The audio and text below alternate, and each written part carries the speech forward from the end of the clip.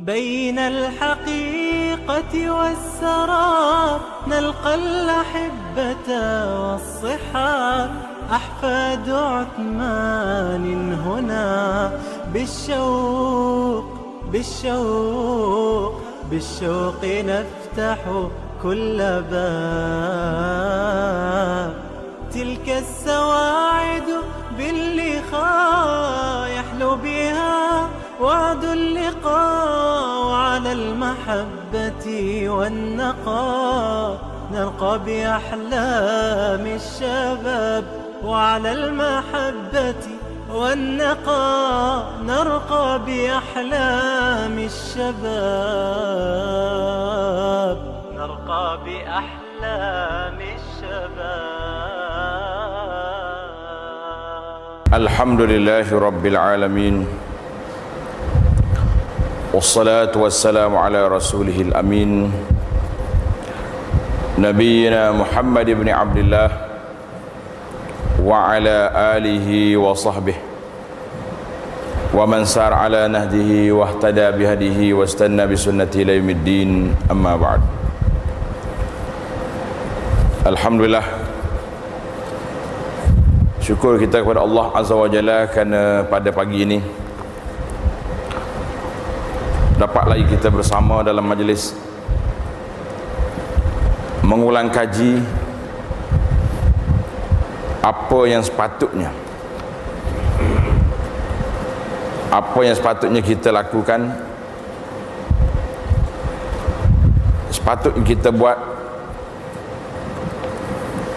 bila tiba musim yang besar, iaitulah kedatangan bulan Ramadan Al-Mubarak, bulan yang diberkati oleh Allah Azza wa Jalla, yang penuh dengan program-program tawaran istimewa yang Allah kemukakan kepada kita, supaya kita menerimanya dan menjadikannya sebagai landasan ataupun lorong jalan yang kita pilih untuk berjalan menuju kepada Allah Azza wa Jalla, khususnya di zaman kita hari ini, zaman manusia banyak kelang kabut, berjalan ke sana sini. Jadi peringatan ataupun muhasabah kita sentiasa perlu dapatnya, agar bila Ramadan sampai kita telah mempunyai persediaan yang cukup. Bukan baru nak buat persiapan, tapi persiapan sudah cukup untuk kita berjalan melalui jalan yang diredai oleh Allah Azza wa Jalla. Kalau kita lihat di mana Rasulullah sallallahu alaihi wasallam bila masuk Ramadan, Nabi beritahu kepada kita, atakum Ramadan, atakum Ramadan, telah datang kepada kamu Ramadan. Dan disebut dan itu beberapa ciri-ciri keistimewaan Ramadan. Nabi menyebut tentang syahrun, bulan yang Allah Subhanahu wa taala telah berikan padanya, telah dibuka padanya pintu-pintu rahmat, dibuka padanya pintu syurga, dan ditutup padanya pintu neraka. Artinya jalan ataupun galakkan kita untuk pergi ke jalan yang baik itu banyak, dan jalan-jalan keburukan, jalan yang tidak baik adalah jalan yang ditutup sebahagian besar daripadanya dengan tidak adanya syaitan-syaitan yang nakal yang menunggu di tepi jalan. Seorang sahabat radhiyallahu anhu bernama Abu Umamah Al-Bahili, di mana Abu Umamah ini telah datang bertemu dengan Nabi sallallahu alaihi wasallam, dan dia tanya Rasulullah, Kita cuba lihat numuzat ataupun contoh di kalangan para sahabat radhiyallahu anhum, bila dia tanya apa yang mereka akan buat, supaya kita dapat mengubah sikap kita. Tanya banyak, bincang banyak, tetapi dalam sudut pelaksananya tidak begitu banyak. Jadi Abu Umamah radhiyallahu anhu, bila dia jumpa Nabi sallallahu alaihi wasallam, dia tanya, "Ya Rasulullah, murni bi amalin." Ini permintaan dia. "Ya Rasulullah, murni bi amalin." Suruhlah saya buat satu amalan. Ini qala, kata Nabi sallallahu alaihi wasallam, "Alaika bis-shaum fa innahu la idla lah." Nabi kata berpuasalah, puasa. Kerana puasa ini la idla lahu, tidak ada mathil, tidak ada bandingan. Besarnya pahala, tingginya kedudukan dan martabatnya di sisi Allah Azza wa Jalla. Tak lama datang pula Abu Umamah radhiyallahu anhu. Mari pula jumpa Nabi, dia kata, "Ya Rasulullah, murni bi amalin." Rasulullah, suruhlah saya buat amal apa-apa. Nabi kita ulang cerita sama. Nabi kata, "Alaika bis-shaumi fa innahu la idlalah." Hendaklah kamu berpuasa, kerana puasa ini tidak ada bandingan pahala. Hadis ini diriwayatkan oleh Imam An-Nasa'i dengan sanad yang sahih. Jadi kata di rawi hadis ini yang kita nak ambil pengajaran. Yang pertama, ini kelebihan puasa. Sehingga Abu Umamah radhiyallahu anhu lepas terima arahan pertama, murajaah balik, pergi jumpa sekali lagi Nabi sallallahu alaihi wasallam. "Ya Rasulullah, suruhlah saya." Jadi Nabi ulang sekali lagi jawapan yang sama untuk nak menguatkan yang pertama. Apakah kesan daripada arahan ini para jemaah? Kata di rawi al-hadis mengatakan, "Fakana Abu Umamah la yura fi baitihi dukhan bin nahar." Subhanallah. Lepas daripada itu, orang tak tengok lagi ada asap di dapur rumah Abu Umamah pada siang hari. Tak berasap dapur. Artinya puasalah dia. Kalau tengok sekali-sekala bau orang duk masak siang hari tu, urifu anna dhaifan nazala fi baitihi, maka jiran-jiran tahulah, oh, di rumah Abu Umamah ada tetamu, ada jiran, maka mereka dimasak untuk tetamu. Allahu Akbar. Kalau kita lihat, inilah bila orang tu tahu. Dan banyak Nabi kita sallallahu alaihi wasallam beri taujih, beri pandangan nasihat kepada sahabat-sahabat supaya beramal dengan satu juzuk, satu bahagian amalan khas untuk mereka. Tapi arahan ini untuk semua. Cerita asalnya macam hadis Abu Hurairah. Abu Hurairah kata apa? "Awsani khalili bithalas." Kekasih aku telah berwasiat kepada aku, pesan kepada aku supaya jangan tinggal 3 perkara. Maka Abu Hurairah, iaitulah puasa 3 hari sebulan, 2 rakaat duha, witir sebelum tidur. Jadi Abu Hurairah nak hadis dia lain sikit pada orang lain. Orang lain afdal witir ni lepas tidur kan, tapi hadis Abu Hurairah ni witir sebelum tidur.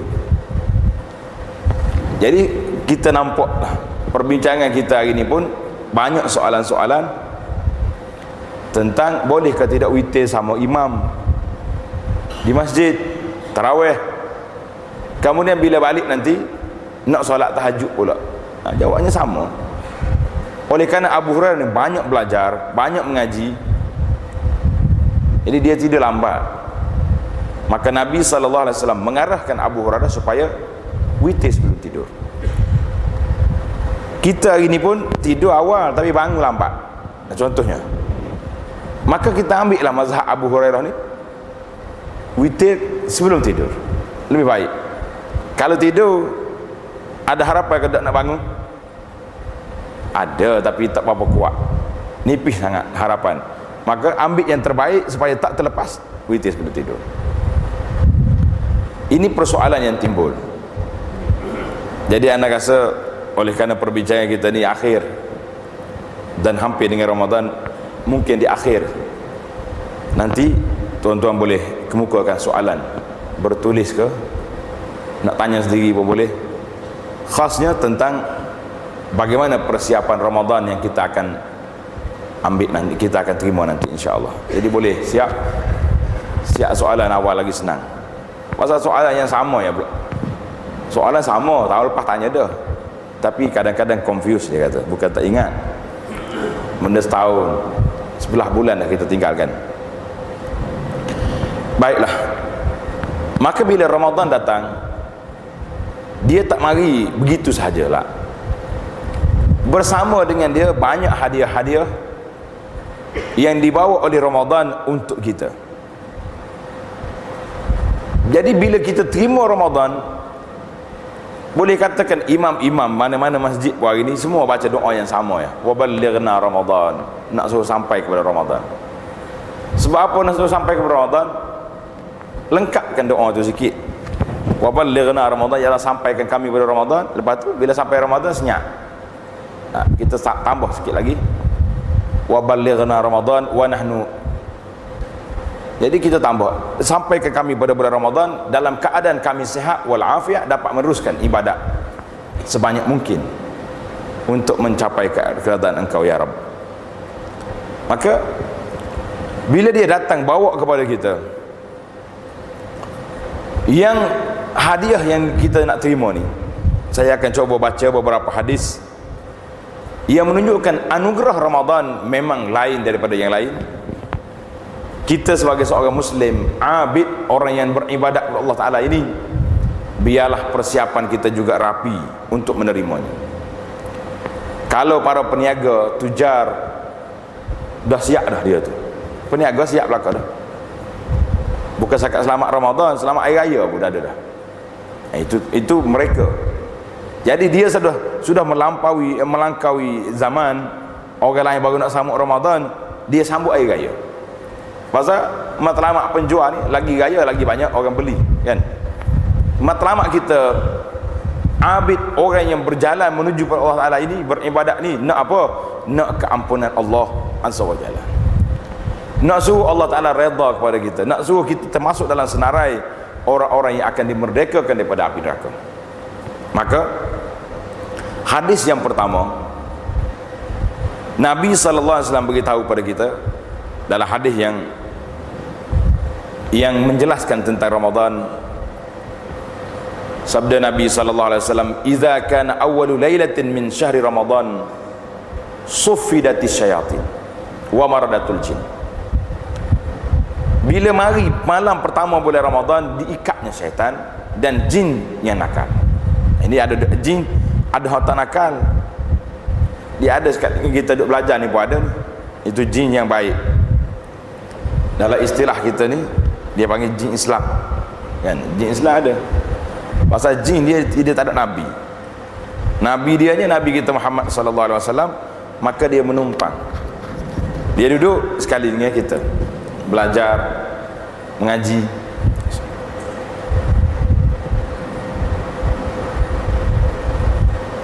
Maka maradatu, Nabi kata syaitan dan maradatul jin, jin yang nakal diikat. Wa ghulliqat abwabu jahannam, ditutup pintu-pintu neraka Jahannam, tidak dibuka satu pintu pun. Wa futihat abwabul jannah, dan dibuka pintu syurga, tidak ditutup walaupun satu. Wa yunadi munadin kulla lailatin, ada penyeru yang akan bercakap dengan kita pada waktu malam, ya baghiyal khairi aqbil, wahai orang yang nak kepada kebaikan, segera jalan, jangan duduk tangguh-tangguh. Wa ya baghiyas syarri aqsir, wahai orang yang nak kepada benda, nak buat lagi benda tak baik, cukuplah. 11 bulan dah muduk main, hari ni nak cari lagi. Ini hadis darjatnya hasan.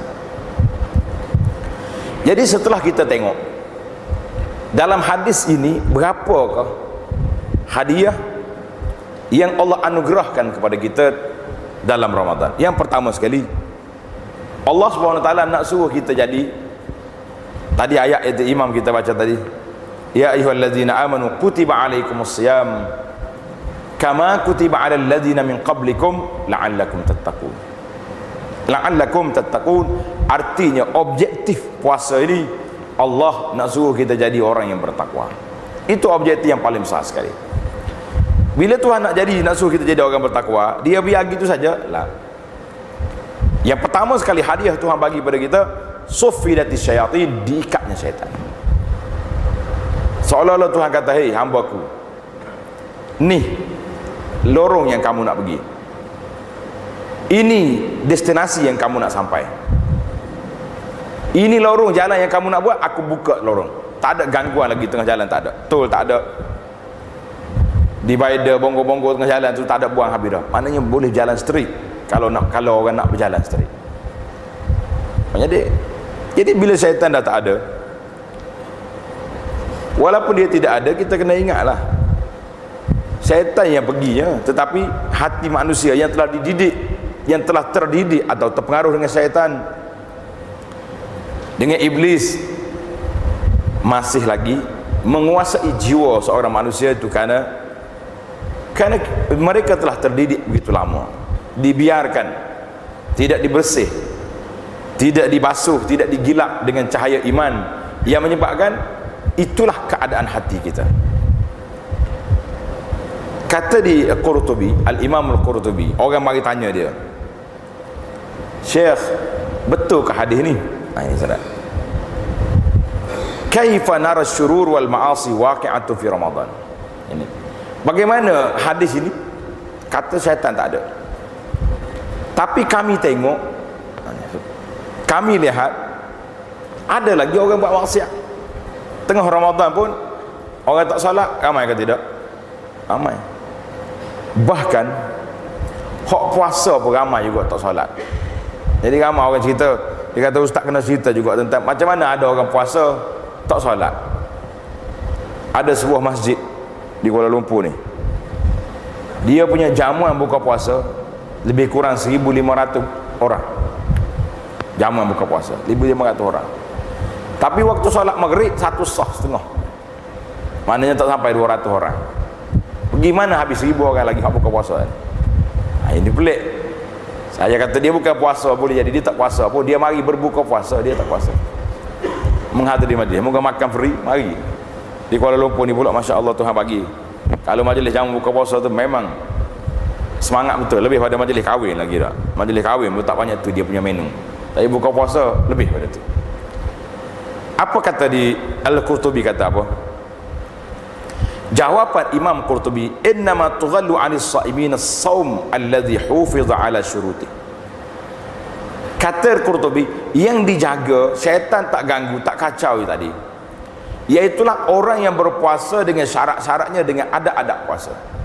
Kalau setakat dia tak makan saja tapi benda lain tak ada kelebihan apa-apa, maka orang ni masih lagi duduk di bawah, masih lagi dipengaruhi dan dikuasai oleh syaitan dalam jiwanya, wal iyaz billah. Maka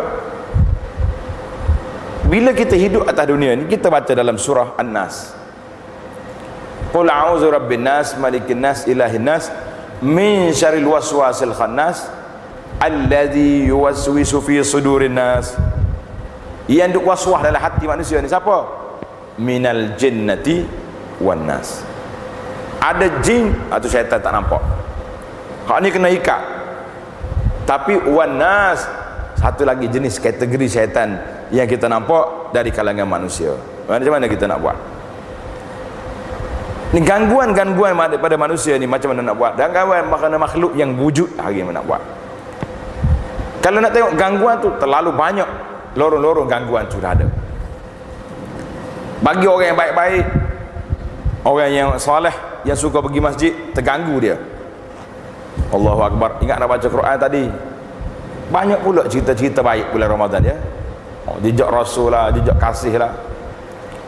Apa lagi? Cerita Nabi. Musim lain tak ada pula cerita-cerita lagi tu. Patutnya musim manusia lalai daripada ibadat. Ketika itulah cerita-cerita ini ditayangkan. Tapi kenapa nak tayang juga pada bulan Ramadan? Ramai makcik ni cerita, saya Allah Akbar, lari kota hari ni. Sepatut 3 juzuk, tapi kena cerita satu ni, pakai senyap situ. Itu gangguan. Gangguan al-aswaq, gangguan pasar-pasar ni pula, bazar-bazar yang tumbuh ni. Allahu Akbar, hak ni peletih kat kita ni. Tak pergi ke puasa nak tengok. Kalau pergi puasa nak beli. Sudah beli banyak pula tak termakan. Banyak. Dan gangguan yang lain, program-program yang luar daripada program la'allakum tattaqun, maka ketika itu sepatutnya kita juga kena boikot ataupun muqata'ah, putuskan hubungan buat sementara untuk bulan Ramadan dengan cerita-cerita yang luar daripada ibadat kepada Allah Azza wa Jalla. Hadiah yang kedua daripada hadis ini, iaitulah ditutupnya pintu neraka, artinya was-was syaitan itu tidak banyak, lorong tidak banyak, sebab syaitan dah tak ada, yang adanya anak buah dia saja. Yang ketiga, dibukanya pintu-pintu syurga, artinya bila syaitan tak ada. Kita pula berpuasa, puasa ni tak makan. Nabi sebut dalam hadis, inna syaitan yajri min ibni adam majrad dam. Syaitan duk berjalan dalam tubuh manusia ni melalui lorong-lorong darah kita ni. Maka bila kita berpuasa, dayiquha, persempitkan lorong syaitan itu dengan cara kita berpuasa. Jadi kalau kita puasa ni patut sempitlah lorong ini. Cuma hari ni nak sempit macam mana? Banyak godaan tu. Saya kalau bulan Ramadan berpantang makan, tapi bulan Ramadan tak boleh nak pantang. Sebab apa? Banyak sangat menu. Di masjid banyak yang kawan-kawan duk panggil tu, buka puasa kat hotel-hotel, berdekat restoran sampai peringkat 120 seorang. Dia panggil buffet Ramadan 120. Hari pun tak puasa kita tak makan banyak tu, tapi hari puasa kita makan banyak tu. Maka abwabut taubah maftuhah, pintu taubat maftuh. Jadi sebelum sampai kepada Ramadan, maka apa yang patut kita buat? Ini para jemaah yang saya nak tekankan di sini sebagai muhasabah kepada kita untuk nak masuk lebuh raya Ramadan ini. Apa yang patut kita buat? Jawab dianya hadis tentang nisfu Sya'ban. Oh, dia kata ustaz lambat mari, nisfu Sya'ban lepas dah. Dalam nisfu Sya'ban, apa tajuk agenda yang kita bincangkan? Yang AJK mesyuarat, AJK masjid mesyuarat untuk nisfu Sya'ban, apa dia? Nak buat kuih ya dah. Buat kuih pula hak tradisional, hak lama-lama. Tetapi kita kena ingat, dalam hadis nisfu Sya'ban, yang Nabi kita diriwayatkan bahawa Nabi kita menyebut, iza yattali'ullahu ala ibadihi fi lailatin min nisfi Sya'ban. Allah Ta'ala tengok kepada hamba dia pada malam nisfu Sya'ban. Apa yang dia tengok? Maka diberinya keampunan. Diberi keampunan kepada hambanya, kecuali 2 kumpulan manusia tidak diampunkan. Ini yang kita kata, ini agenda yang sepatut. Yang golongan yang pertama, illa li musyrikin. Ini illa ni bahasa Arab kata ada kecuali, ada clauses. Kecuali musyrik, orang kafir, orang musyrik. Ini terkeluar daripada senarai. Dan kita pun berdoa siang dan malam supaya kita tidak masuk dalam kumpulan mereka. Tapi kategori yang kedua ni yang menakutkan kita para jemaah. Apa dia kategori yang kedua? Au musyahin, ataupun orang yang berkelahi dengan orang. Jadi kalau kita pergi, oh saya tak miss ustaz, malam ni sampai baca Yasin 3 kali. 3 kali kat sini. Ada satu negeri saya pergi di Indonesia, dia kata di sini bapak bukan 3 kali. Berapa mau baca? Dia kata 7 kali. 7 kali Yasin. Tahu rupanya kena upgrade buat kita ni, naik 7 pula dah. Ya. Kata apa lagi 7 tu? Orang lain 3 belakang. Dia kata 7 tu banyaklah, tambah lagi. Yasin kepada Abdul Qadir Jailani, Yasin kepada Ahmad Badawi, habis tu ayat tarekat dia tu, Yasin belakang ayat tu. Biar cerita. Tapi poin besar, dia punya main point yang asah, yang patut ya, yang menjadi agenda kita, iaitulah yang Nabi sebut tadi. diampunkan kepada makhluk hamba-hamba Allah Ta'ala ini illa, kecuali musyahin, orang yang berkelahi dengan orang. Aku bawa mati dah cerita ni. Cerita apa? Cerita marah pada kawan. Aku ingat siapa mati dah, tak maaf dah aku, kira tak maaf lah, jumpa dapat lah. Ini kata-kata yang menafikan kelebihan yang ada pada hari tersebut. Maka kenapa di Syaban, tengah Syaban ini diberi peringatan? Dalam bulan Syaban Nabi kita sallallahu alaihi wasallam banyak berpuasa. Kerana Syaban ni bila ditanya oleh Usamah, tanya Nabi sallallahu alaihi wasallam, kenapa Nabi berpuasa banyak? Nabi kata, pada bulan Syaban ini bulan orang terlupa kepada Allah Azza wa Jalla, wa fihi turfa'u fil amal ila rabbil alamin, diangkatkan amalan aku pada Tuhan. Bukan tukar buku, jangan salah tajuk. Yang tukar buku tu, tukar rekod itu malam Lailatul Qadar. Malam bulan Syaban ini tidak ditentukan malam mana-mana, tidak hari mana-mana. Nabi kata diangkat padanya amalan setahun, rekod. Jadi rekod diangkat, keampunan diberi, kecuali ini, kecuali tadi siapa? Kecuali musyahin, orang yang berkelahi. Ini yang kita takut.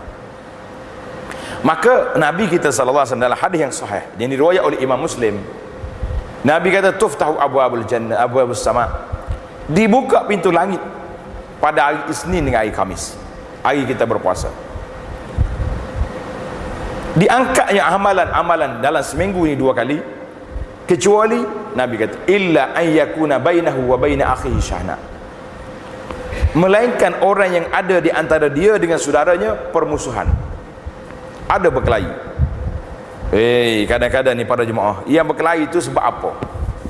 Hak kelahi berebut projek, tak apalah, memanglah berebut projek patut kelahi. Patut projek saya tu 3 juta, dia terpotong giu pergi ambil, kelahi. Itu hak dunia. Yang kita bimbangnya, yang kelahi ni berebut. Ada satu makcik, dia bagi tahu, dia kata, ustaz tolonglah nasihat. Kata, nak nasihat apa makcik? Dia kata nasihat kepada beberapa orang ahli masjid tak bertegur sebab tukar sejadah. Ahli masjid tukar sejadah. Sejadah dia letak sini, biasalah tempat dia solat situ, tiba-tiba mari kawan dia letak sejadah dia situ, berebut nak duduk sah depan. Isunya berebut nak duduk sah depan. Makcik ni mari awal letak sejadah dia sini, yang biasa di situ mari terlambat tak boleh duduk, berkelahi sampai tak bertegur. Sama-sama solat di sah awal di belakang imam.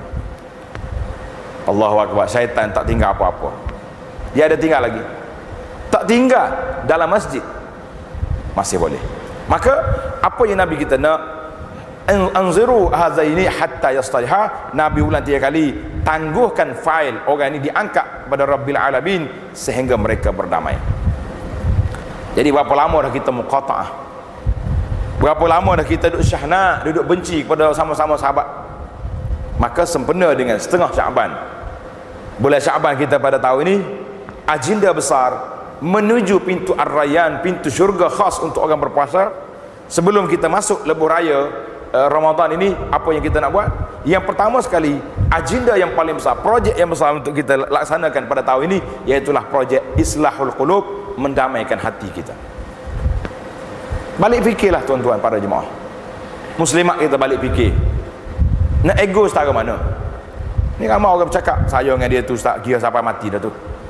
Apa sampai mati? Tak bertegur sampai mati. Kaif hadzal kalam? Allah SWT tidak akan diangkat amalan ini selagi tidak berdamai, hatta yastaliha, sehingga mereka berdamai. Jadi kalau kita masuk Ramadan pun hati itu malah nak ibadat. Kalau mari Ramadan nak qiyamul lail pun, nak salat tarawih pun asyik duk survey cari mana masjid yang paling ekspres. Masuk bulan Ramadan nak baca Quran keluh lidah, jawabnya punca duduk di mana? Punca duduk hatta yastaliha, amalan tidak diangkat selagi bainahu wa baina akhihi syahna, ada permusuhan di antara dia. Saya rasa kalau saya lancarkan projek nak buat jamuan buka puasa 2000 satu hari, cepat orang boleh penuhkan. Tapi kalau kita lancarkan projek Islahul Qulub, nak mendamaikan hati ini, agak-agak senang ke payah para jemaah? Senang? Payah? Nabi sebut dalam hadis lain, orang yang paling baik di antara dua orang yang berkelahi ni, orang yang memulai. Tegur dulu. Habis kalau saya tegur dia tak jawab, macam mana? Tegur lagi boleh 3 kali. Peringatkan dia tentang hadis Syaban, nisfu Syaban. Peringatkan dia kita nak berpuasa tak lama lagi. Tak mau juga, innalillah wa inna ilaihi raji'un. Kita kata assalamualaikum, tamatlah, habislah cerita saya. Timbul pula soalan, bukan saya dulu, dia yang buat. Sudah, ni nyakit kan ni. Dia mula dulu, bukan saya. Itu dia panggil ego, besar ke diri, takabur, tak mau tunduk.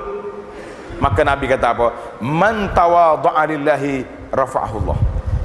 Siapa dia bersifat tawadha', tak apalah dia mula dulu, tak apalah dia yang bersalah, tapi kita minta maaf. Apa salahnya? Sebab Nabi bagi galakan, man tawadha'a lillahi rafa'ah. Siapa dia tawadha', merendah diri untuk mencari keridaan Allah, Allah Ta'ala angkat darjat kita. Angkat darjat. Ya, kita orang panggil terhegeh-hegeh. Apa dia bagi ni? Pipi basah menjih muka tak malu, bagi nak minta maaf. Tak ada masalah. Kita minta menyelesaikan masalah kita. Lepas pada tu dia tak terima juga, kembalilah pada diri masing-masing.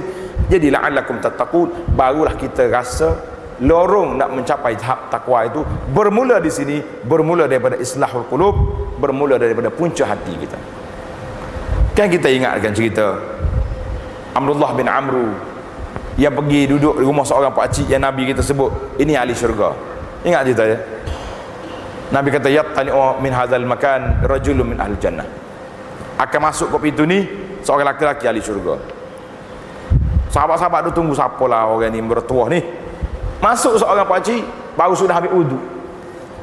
Rawi hadis kata basah bertitik lagi air janggut. Masuk duduk. Esok dia ni pula, subhanallah. Jadi Abdullah bin Amr tak puas hati. Dia kata apalah ibadatnya orang ni sampai peringkat Nabi sebut ahli syurga. Dia pun cukup 3 hari dia minta izin dengan pakcik. Dia kata, pakcik, saya ni tak boleh balik rumah ni, ada masalah dengan bapak. Boleh tak saya tumpang duduk rumah pakcik? Dia kata boleh, mari. Jadi masuk duduk rumah orang tua ni. Tujuan dia duduk di sini nak tengok apakah ibadat yang dia buat. Tengok biasa, tidur dekat nak subuh, bangun tahajud, biasa.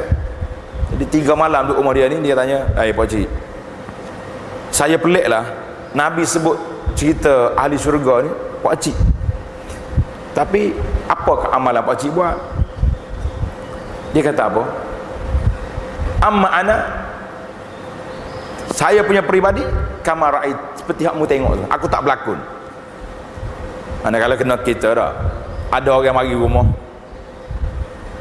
kuatlah sikit, tahajud pun awal sikit. Biasa pukul 5, 5:30 bangun. Hari ni pukul 2, pukul 3:30 bangun dah. Dia kekalkan dengan jadual dia asal, tak ada nak nunjuk-nunjuk dengan orang. Dia kata aku macam mau tengok tu, tak ada lebih apa-apa. Habis apa yang lebihnya? Bila Abdullah bin Amr nak pergi, dia kata ta'al, boleh jadilah, boleh jadi di antara amalan yang mendapat kredit besar aku ni di sisi Allah Azza wa Jalla, sebab setiap hari aku memaafkan kesalahan orang. Dalam hati aku tak ada perasaan benci kepada orang beriman. Bacalah doa sentiasa para jemaah sekalian. Rabbana la tuzigh qulubana ba'da idh hadaitana, Rabbana wal ikhwan allazina sabaquna bil iman wa la taj'al fi qulubina ghillan lil ladzina amanu. Cari dalam Quran, ambil ayat Quran ini jadikan doa. La taj'al fi qulubina ghillan lil ladzina amanu. Jangan kau jadikan dalam hati kami ini ghillan, mana perasaan benci kepada orang yang beriman.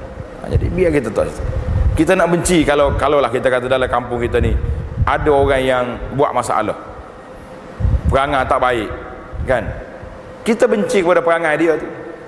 Tapi sebagai seorang Muslim, kita tidak benci kepada peribadi Muslim. Tengok dalam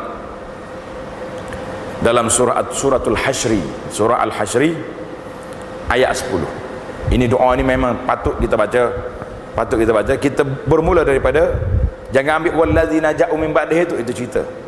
Ambil doa bermula daripada ayat 10 suratul Hasyri juzuk yang ke-28, ambil daripada ayat Rabbana. Rabbana ghafir lana wa li ikhwanina alladhina sabaquna bil iman wa la taj'al fi qulubina ghillan lil ladzina amanu Rabbana innaka raufur rahim. Allahu akbar. Kalau ambil ayat ni, kita baca dalam doa kita, kita tadabbur dalam hidup kita ni, jadikan ayat tadabbur tahun ni di antara ayatnya ayat ni, suratul Hasyr ayat 10, sangat besar kedudukannya di sisi Allah Azza wa Jalla. Tengok Tuhan sebut walladzina ja'um ba'di. Ini sifat orang dulu, sifat orang yang baik. Kita mari kemudian ini mendoakan orang-orang yang terdahulu. Mari orang kemudian daripada kita mendoakan kita pula. Kemudian Rabbana ghfir lana wa la taj'al fi qulubina, jangan jadikan dalam hati kami ni ghillan, ghil, benci, sakit hati kepada siapa? Kepada orang yang beriman. Barulah kita jadi manusia yang baik, manusia yang insya-Allah orang yang dapat la'allakum tattaqun, dapat mencapai tahap yang tersebut. Hadis yang kedua, ada 5 bisyarah, 5 khabar gembira ataupun 5 hadiah yang dianugerahkan oleh Allah Azza wa Jalla kepada orang yang berpuasa. Tanda tuan-tuan, hadis ini diriwayat oleh Imam Bukhari. Qala anna Nabiy sallallahu alaihi wasallam yaqul, Nabi kita bersabda, yaqulullahu azza wa jalla, Allah berfirman. Allah Taala berfirman dalam hadis qudsi. Kita belajar ilmu hadis ni. Kalaulah Nabi kata qala Allah, itu hadis kursi. Kalau ayat Quran, dikata ayat Quran. Allah Taala sebut dalam hadis ini, kullu amali ibni adam lahu illa siyam. Semua amalan anak Adam itu baginya kecuali puasa. Fa innahu li wa ana ajzi bihi. Puasa ini untuk aku dan aku akan balas. Apa makna dia? Tunggu sekejap dalam huraian nanti. 1. Wasiyamu junnatun. Puasa itu junnah. Apa makna junnah? Perisai. Fa idza kana yaumu shaumi ahadikum fala yarfus wala yaskhab. Bila mari hari kita berpuasa, jangan kita la yarfus, jangan duk bincang lagi hal-hal perempuan, wala yaskhab, dan jangan pula duk gunakan suara yang tinggi, yang keras, duk marah orang, maki orang. La. Ini orang berpuasa. Fa in sabahu ahadun aw qatalahu. Kalau ada orang mari maki kita, oi, bahasa tak erti, parking kereta betul-betul contohnya, biasa duk balas parking kereta yang kita ni tak berebut parking dekat supermarket, au qatalahu, atau orang mari nak tumbuk kita, nak khianat pada kita, Nabi ajar falyaqul inni saim, inni saim, kata aku puasa, saya puasa ni, wallazi nafsu Muhammadin biyadihi, demi jiwa Nabi kita, Nabi bersumpah demi jiwa Muhammad ini di tangan Allah Azza wa Jalla, la khalufu famis saim atyabu indallah min rihil miski. Bau mulut orang berpuasa itu lebih wangi, lebih harum daripada bau kasturi di sisi Allah. Kemudian Nabi kata lis saimi farhatan, orang puasa ada 2 farhah, 2 waktu gembira. Iza aftara, bila dia buka puasa dia suka kerana hilang dah lapar. Wa idza laqiya rabbahu fariha bi saumihi, bila dia jumpa dengan Allah dia gembira dengan sebab dia berpuasa, banyaknya pahala yang dia terima. Jadi dalam hadis ini ada bisyarah, ada 5 khabar gembira yang Allah Subhanahu wa taala anugerahkan kepada orang berpuasa. Tuan-tuan tanda satu persatu. Yang pertama, Allah sebut dalam hadis ini, semua amalan anak Adam itu untuk dia. Artinya termasuklah puasa. Tapi bila mari bab puasa, Allah SWT ada kecuali di situ, illa siyam, kecuali puasa. Tuhan kata puasa ini untuk aku. Jadi para ulama bahas tajuk ini. Kata di Imam Al-Qurtubi, amalan-amalan lain boleh masuk riak, boleh masuk riak. Kalau kita solat, seorang ringkas, tapi kalau solat waktu ada orang, khusyuk pula nampak dia tu senyap, tak bergerak pun. itu masuk unsur riya. Tapi puasa, oleh kerana puasa ni manusia boleh berlakon. Kalau kita nak makan dalam rumah kita, tak ada siapa tahu, kan? Boleh makan, tapi kenapa kita tak makan? Jadi kerana itulah Tuhan kata fa innahu li, puasa ini kerana Allah Azza wa Jalla. Kita tak makan, tak ada siapa tahu. Maka waktu kita duduk di rumah, tak ada manusia, kita boleh makan, tapi kita tak makan. Maka Allah SWT beri pada kita satu darjah, puasa ini untuk aku. Itu yang pertama. Yang kedua, nombor dua, dia punya hadiah ataupun anugerah yang kedua daripada hadis ini, iaitulah wa ana ajzi bihi, aku beri balasan pada orang berpuasa. Tuhan kata aku nak beri balasan pada orang berpuasa, yakni kata di Imam Al-Manawi, pahala-pahala amal yang lain telah ditetapkan. Dalam hadis lain Nabi kita sebut, kullu amali bani Adam lahu yudha'af, semua amal anak Adam itu diganda. Al-hasanatu bi asyri amsalha, 10 satu kebaikan yang kita buat diganda jadi 10 ila sab'ati dha'fin, sampai naik kepada 700 kali ganda. 700 kali ganda naik. Qala Allah Ta'ala, kecuali Allah Ta'ala berfirman, kecuali puasa aku balas. Artinya ibadat puasa ni khas, tidak didedahkan berapa limit yang nak dibayarkan. Itu perbezaan. Hak lain-lain Allah tetapkan, ini 10. Siapa dia selawat kata aku sekali, kata Nabi sallallahu alaihi wasallam, Tuhan selawat 10 kali. Siapa dia bagi sedekah RM1, maka dia subur, dia akan naik jadi 700. Tapi puasa Allah Ta'ala tak sebut berapa dia nak bagi. Itu yang kedua. Jadi orang puasa ni orang yang sabar. Orang puasa orang yang sabar. Satu, Allah Ta'ala sebut dalam Quran, innama yuwaffas sabiruna ajrahum bighairi hisab. Allah Ta'ala balas kepada orang yang sabar itu pahala bighairi hisab, tanpa hisab. Maknanya tak ada limit. Dia nak bagi berapa dia bagi. Ini kelebihan yang telah diberi oleh Allah Azza wa Jalla kepada orang yang berpuasa. Maka bila sebut cerita ni, seorang sahabat Nabi, Abdullah bin Abbas cerita, seorang lagi sahabat yang bernama Abu Musa Al-Ash'ari. Tanda nama dia ni Abu Musa Al-Ash'ari radhiyallahu anhu. Satu masa Nabi kita hantar Abu Musa ni ba'san ala sariyatin, satu kumpulan tentera pergi ke tepi laut, nak suruh nak tengok orang kafir di sana. Maka sedang mereka duduk dalam laut, tiba-tiba satu malam yang gelap gelita, dia dengar suara daripada langit. Dengar suara, dia kata apa? Ya ahlas safinah, orang duduk atas perahu ni, atas bahtera ni, wa akhbirukum biqada'illah, aku nak cerita kepada kamu tentang ketetapan Allah Ta'ala kepada kamu. Qala Abu Musa pun jawab kepada suara. Biasanya suara macam ni suara malaikat. Abu Musa kata, akhbir in kunta mukhbiran, cerita kepada kami apa dia yang kamu dengar. Qala, kata di malaikat, inna Allah tabaraka wa ta'ala qada ala nafsihi, Allah Ta'ala telah menetapkan annahu man a'tasha nafsahu lahu fi yaumin saif, siapa yang mendahagakan dirinya, artinya berpuasa pada hari yang panas, saqahullahu yaumal atshi, Allah Ta'ala akan beri minum air pada hari dia dahaga. Ini hari berdahaga di mahsyar. Hadis ini sanadnya hasan. Jadi Abu Musa ni bila dia dengar hadis ni, apa jadi? Ini tengok, dia panggil contoh amali kepada hadis yang dibuat oleh rawi hadis. Maka dia cari, bila tengok hari yang paling panas, musim panas, Abu Musa radhiyallahu anhu akan berpuasa.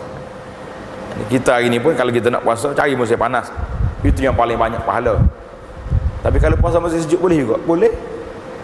Betul lah, musim sejuk lah musim yang paling baik kita berpuasa. Tapi dari segi pahala banyaklah pahala hak musim panas tu. Puasa di musim sejuk ni. Ni contohnya kalau bulan 12 kan. Bulan 1.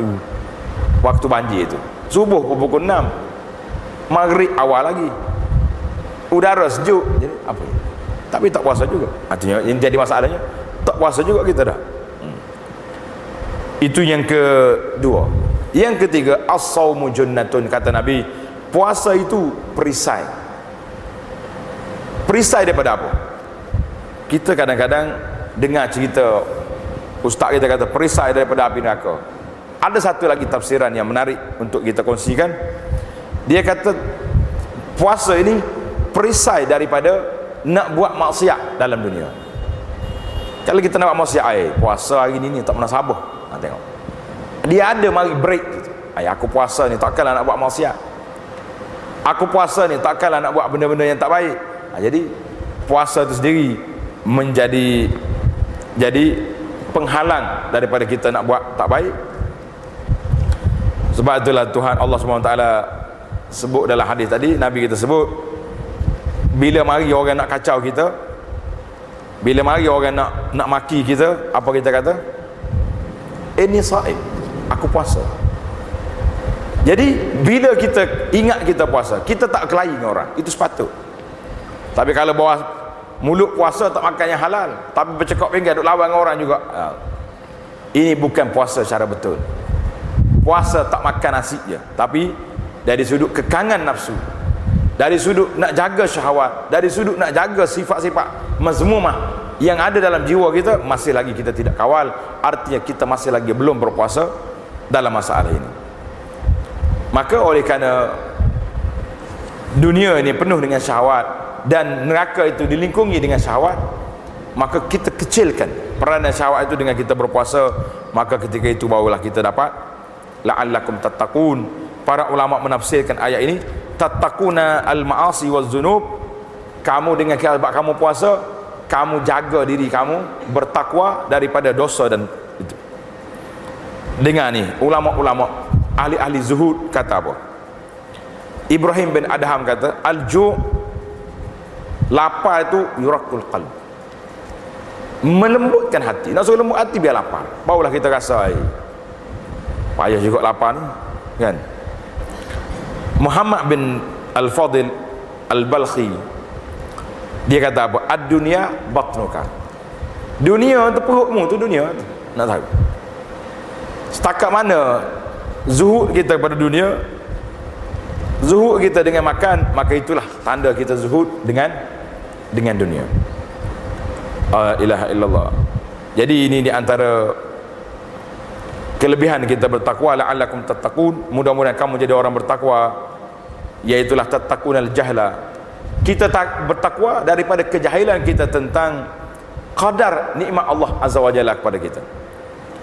Nikmat ni kita kadang-kadang tak terasa nikmat, tak rasa Allah Ta'ala beri nikmat kepada kita, sebab kita sentiasa duduk dalam nikmat. Bagi orang yang tak ada makanan, tengok kat sahabat-sahabat kita tu, tengok dalam apa ni, dalam YouTube, orang-orang yang tak ada makanan, mana besar kepala lutut dengan kepala sendiri? Besar kepala lutut, sebab tak ada dia punya makanan, susahnya dia. Tapi kita yang banyak makanan ni, Masya Allah, nak berjalan apa susah, berat dia punya timbangan. Baru kita terasa. Diceritakan seorang sahabat, seorang ulama, nama dia Imam Ahmad. Mungkin tuan-tuan raja dengar nama Imam Ahmad ni rahimahullahu ta'ala. Apa dia kata? Dia ni bila nak ambil wuduk, ini cerita, bila nak ambil wuduk, dia tak bagi orang ambil wuduk, orang tu ambil wuduk, dia ambil sendiri.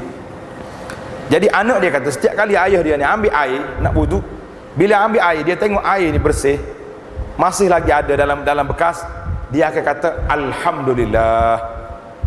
Anak dia kata apa ayah ni? Setiap kali nak ambil wuduk, alhamdulillah, alhamdulillah. Maka ayah dia kata apa? Ya bunayya, wahai anakku, wahai anakku, aman sami'ta, mu tak dengar ke firman Allah Ta'ala? Tengok yang ayat yang selalu kita baca di akhir suratul Mulk, yang tuan-tuan baca di akhir malam tu, tanda situ, balik cek ayat ni, ara'aitum in asbaha ma'ukum ghaura faman ya'tikum bima'in ma'in. Memfikirkanlah, kamu tengoklah sekiranya air kamu tu ghauran, hilang, air ni tak ada, ataupun air yang bersih ni jadi busuk, atau air ni sudah ditelan oleh bumi, tak ada apa-apa, apa jadi? Wa man ya'tikum, siapa yang bawa air yang bersih pada kita? Jadi bila tengok air, orang-orang soleh macam ni, tengok air pun dia tengok dengan mata keimanan pada Allah Azza wa Jalla. Dia kata siapa yang bagi, siapa yang nak ambil, maka tak boleh. Ini kata di Ibnul Jauzi rahimahullah, dia kata bila aku ni rasa sempit dada, susah hati, apa nak buat, aku tengok pada ayat Quran surah At-Talaq ayat 2, wa man yattaqillah yaj'al lahu makhraja, siapa dia takut pada Allah Taala maka Allah Taala jadikan baginya kelepasan. Alhamdulillah, itu dua. Yang ketiga, ayat keempat daripada hadis yang kita baca tadi, atyabu indallahi min rihil miski, bau mulut orang yang berpuasa itu lebih wangi, lebih harum di sisi Allah Taala daripada bau kasturi. Apa maknanya? Dalam sejarah hadis kata ada tujuh huraian. Yang pertama sekali, bau atyabu indallah, lebih wangi di sisi Allah Taala daripada bau kasturi yang ada di rumah kita tu. Satu. Yang kedua, Allah Taala balas pada orang yang berpuasa dengan sebab puasalah bau bertukar bau mulut dia di akhirat itu, fatakunu rihuhu atyabu min rihil miski, sebagaimana orang mati syahid di dunia, darah dia di akhirat esok, dia bangun di akhirat, warna darah tu merah lagi, tapi baunya bau kasturi. Orang berpuasa mulut dia bau kasturi. Ini di antara huraian para ulama, banyak lagi lah. Yang kelima, yang terakhir, bagi orang berpuasa itu farhatan, ada dua kegembiraan, iaitulah gembira dengan sebab adanya waktu berbuka puasa. Kalau dulu orang dulu puasa 12 jam ataupun 13 jam satu hari, 23 jam puasa orang dulu. Mari zaman kita ni puasa berapa jam? 12 jam atau lebih sikit. Alhamdulillah, nikmat Tuhan bagi. Bila kita waktu nak buka puasa, kita gembira. Gembira yang paling besar lagi lepas pada itu, iaitulah gembira apabila kita menerima bertemu dengan Allah Azza wa Jalla. Hadis yang ketiga, yang terakhir untuk kita baca di sini, iaitulah Allah SWT adalah Nabi kita sallallahu alaihi wasallam beritahu, inna lillahi mutaqa'un minan nar fi kulli yaumin fi kulli lailatin. Bagi Allah Taala ada senarai setiap malam, orang-orang yang dimerdekakan daripada api neraka. Maka bagaimana kita nak senaraikan kita ini masuk dalam kumpulan yang besar ini? Jawab dianya, biarlah kita duduk dalam kumpulan yang besar juga. Duduk dalam majlis ilmu, duduk dalam berpuasa, dalam majlis tadarus, duduk dalam berdiri malam pada waktu malamnya bertahajud, berqiyamul lail. Maka agenda Ramadan ini besar, kita masuk dalam semua agenda yang dituntut dalam Ramadan. Puasa kita ada, pada waktu malam qiyamul lail kita ada, pada waktu petang iftar, jamu orang buka puasa kita share. Jadi semua tempat yang menjadi tuntutan untuk kita mencapai tahap yang besar ini, maka kita buat, insya-Allah. Tuan-tuan yakin, saya dan tuan-tuan yakin dan percaya bahawa kita akan disenaraikan oleh Allah Azza wa Jalla mutaqa'um minan nar, orang yang dibebaskan daripada api neraka. Tapi syarat yang pertama sekali sebelum masuk Ramadan, iaitulah baiki, betulkan balik channel kita, tidak diangkat amalan seorang hamba itu hatta yastaliha, sehingga berdamai. Balik semula apa tajuk kita awal tadi, bahawa punca tersekatnya amalan kita, punca hati kita tidak begitu suci, bersih, lorong lebuh raya yang luah ni tak mampu kita lalu, tak mampu kita berjalan dengan sepatutnya. Sebab apa? Sebab hati masih lagi bermasalah.